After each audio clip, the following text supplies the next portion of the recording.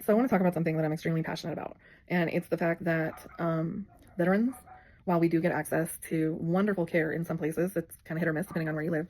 Um, the system is a little bit taxed because we just had two extremely long wars, which was Iraq and Afghanistan, right? And now we have the issues going on with Iran, and hopefully we don't get dragged into that any further than we already have been. But I think it's really important for people to know that veterans are still struggling to get the proper care from the last 20 years of war. And I think until we can take better care of them, we shouldn't even be considering getting into another war, especially one that really has nothing at all to do with us. It's an issue with one of our allies, and it's kind of their own doing. Um, and the reason I say this is because I think about my personal experience with the VA, and I think about my husband's experience with the VA, and I've talked about this a little bit, and how, um, a licensed psychologist, basically, he was proactive in his care and trying to get help, and a licensed psychologist actually did not do her job properly, and he clinically decompensated, meaning he actually got worse. He went in asking for treatment for trauma that he wanted to address after 5 years of being sober on alcohol. And under this woman's care, got worse and worse and worse. And of course, now I know after looking at his charts that she was not doing her job correctly. And then I dig further and find out that this is kind of the standard in the Georgia VA. I pull up some of the reports that they do every 6 months and see that they're notorious for not doing proper trauma care, not signing their documentation fast enough, not having enough oversight.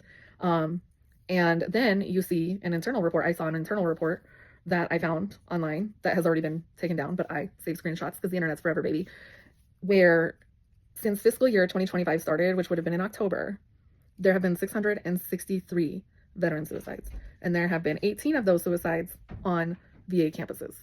And I want you to think about those numbers, okay? That's from fiscal year 2025, which started in October. And we haven't even finished the rest of this fiscal year. But then you also have to think that only includes veterans that are associated with the VA who have VA care. That does not include veterans who maybe don't get their care at the VA. That does not include veterans that are incarcerated. That does not include veterans that are homeless and are not affiliated with the VA. And I'm sorry, maybe it's just me, but I don't think that should be a for internal document. Those numbers should be public. Politicians and the people have a right to know how many veterans are dying in this country and how many are dying on VA campuses. And I think that that would really demonstrate why we shouldn't be getting involved in any more wars that do not concern us. And I say this as somebody who I went to Afghanistan, and when all of this stuff popped off in 2001, I was all for it. But now we know that legacy media is bought and paid for, and we can learn on social media, unfortunately, that they control the narrative, and we're conspiracy theorists when we realize that the narrative is wrong. So that's just my long rambling thoughts. But, veterans are already struggling to get the care they need. Programs have been cut. And also, Doug Collins, he's got to go. He's got to go. He's causing stress on the VA employees.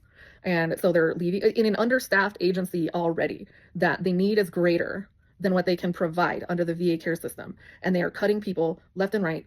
And Doug Collins has to go, period. He needs to go. He needs to go. Anyway, thank you for coming to my TED Talk.